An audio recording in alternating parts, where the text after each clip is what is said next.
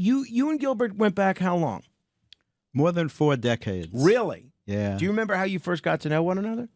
I was enthralled by Gilbert. When I moved to, well, in 1980, I was writing for Rodney Dangerfield, and I think that's about the time that I met him. And when I moved to the city, I was living on 76th and 1st, and Catch was 77th and 1st. Catch a Rising Star. Catch a Rising Star. And Gilbert was a regular at Catch a Rising Star.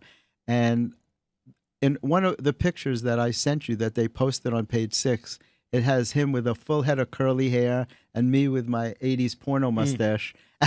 And those were the early days that I met him. I used to drive him around. I used to drive him home to make sure he got home safely. When you saw his act back then, was he someone that you knew was destined for big-time stardom, or was he as funny as 10 other comics that were there? No, he was at always Rising different. Star? And for some reason, unique always interested me. You know, I started covering the comedy scene as a comedy journalist and around 1999. But in the early days, I had an eye for talent, I guess. I saw Jerry Seinfeld before he was famous and Paul Reiser when they just started out. And I went up to them to introduce myself and tell them how funny I thought they were.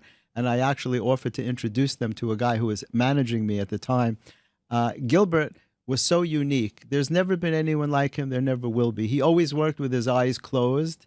I think that gave him courage to say things that because he always said such outrageous things. Right. But he would say things that, I never laughed so hard. He would say stuff like, an alien spaceship landed, and I went over to see it, and little green men got out, and one of them said to me, Ben Gazzara is a good actor. Why doesn't he get better parts? And I was like, where did that come from? That's like, he had the most obscure references that was unbelievable. He would come out on stage with a paper napkin. And first, he'd walk out on stage with his eyes closed and his hands out like this, and very awkward. He would fumble with the mic.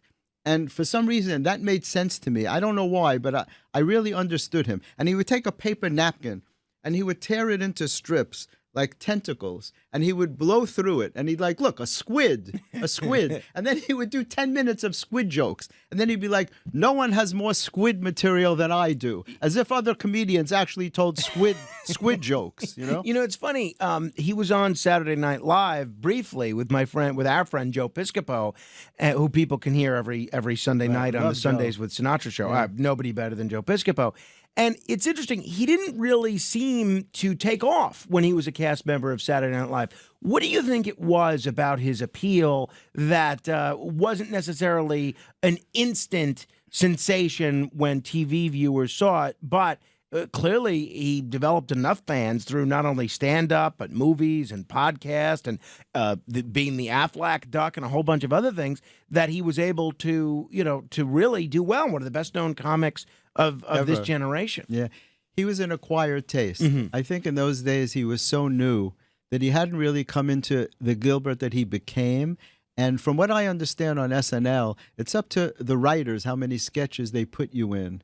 If they get you as a character, they write you into a lot more sketches. I see. And I think that maybe the they writers weren't didn't get writing him because he was hard to get, because he was so different and so unique.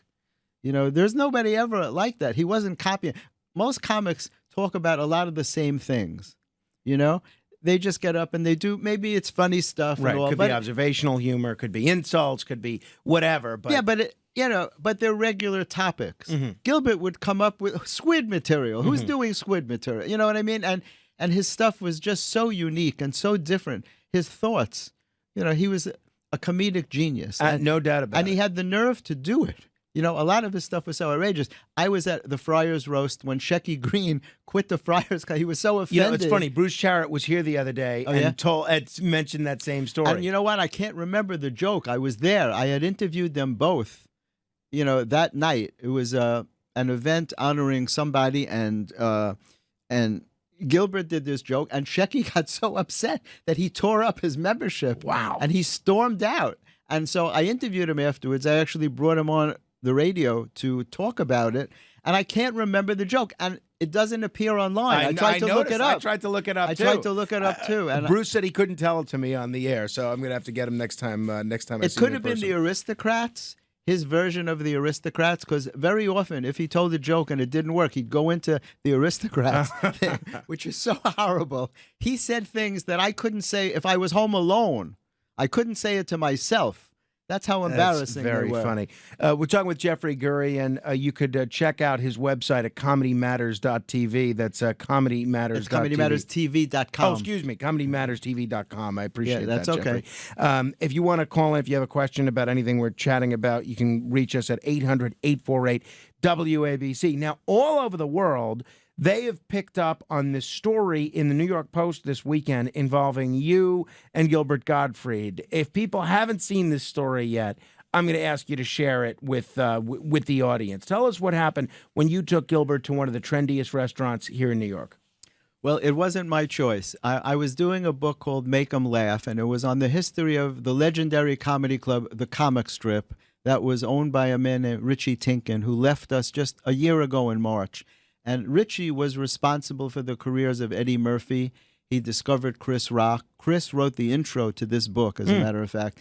And the club opened in 1976. Jerry Seinfeld spent the first 4 years of his career there, from 76 to 80, until he went to L.A. Ray Romano made his career on that stage. Billy Crystal was the first comedian on opening night. George Wallace, Jim Gaffigan, Lisa Lampanelli, Susie Essman. So I interviewed them all for the book. They all came and they sat with me, except Billy Crystal. I went to L.A. to his office in Beverly Hills. The only one that asked to be taken out to lunch was Gilbert. And so he had a reputation for being very frugal. I like to use the word frugal. They called him cheap. But, Susie Essman once told me that she used to ask him if he'd share a cab with her to go from show to show. And he said he'd rather wait for the bus. His idea of a big date was buying a girl a second drink. That was the joke at the time. So everyone knew about Gilbert's frugality. So he insisted that we take him out to lunch. So I called his wife Dara to make sure that he would be there on time, because with Gilbert you never knew. And she was very responsible, and she made sure that he would be ready on time. So Richie and I pick him up, and where does he choose? Pastis, which at the time was the most expensive, the trendiest club restaurant on 14th Street. We take him there. The place is packed. It's so noisy. How are you going to do an interview in a noisy restaurant, right? The three of us are sitting there, and Gilbert starts ordering food off the menu. He's ordering every expense. I think I ordered a burger. He's ordering everything off the menu. He's even asking for things they don't have. And they're like, we're sorry, we don't have that. And Richie's choking because he's paying for everything. Right. He paid for parking. He's paying for the food. And Gilbert just keeps ordering. Finally, dessert comes, and I'm like, I have to do the interview because you can't interview people while they're eating. He insists he's never been at the club. After all that, he says, I was never there. He said, I stood in front of the location for years waiting for it to be built, but it never came. He goes, and then I heard it was built. He said, and I heard it had the best electricity of any comedy club in the city, and it had one comfortable chair, and the comedians would take turns sitting in that chair. And he started coming up with this absurd stuff, right? And Richie, I thought he was going to have a heart attack because, how am I going to use this in the book on the history of the comic strip? The guy says he was never there. Finally, I get him, he couldn't answer a simple question. Every question he answered with a joke. And for me, it was comedy gold, because my dream, since I met him, was always to riff back and forth with Gilbert Gottfried. Like I did a video with him, asking him if he was in a dance routine. In 2015 at the Just for Laughs Festival, they did a false funeral for him. They thought it was funny to choose a comedian to be waked. And of all people, they chose Gilbert. And so I went to his funeral, his false funeral, and I interviewed him at the time.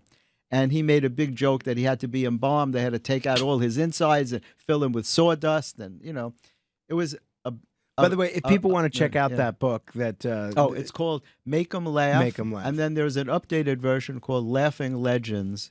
It was published by Skyhorse, and it's available on Amazon. We But had it's the got head all of, these crazy stories. Skyhorse in here recently. Tony really? Lyons, a great guy. I like Tony a You lot. have everybody in Well, here. we Everybody try. comes We try. on your show. It's not everybody's as willing to stay up late as you and Tony are. We're going to continue with Jeffrey Gurian. Let me see that photo real quick. This is you and Gilbert Gottfried back in 1992. Now, describe these glasses that he's wearing. Well, I was commissioned to do a series of futuristic comedy films for Playboy TV.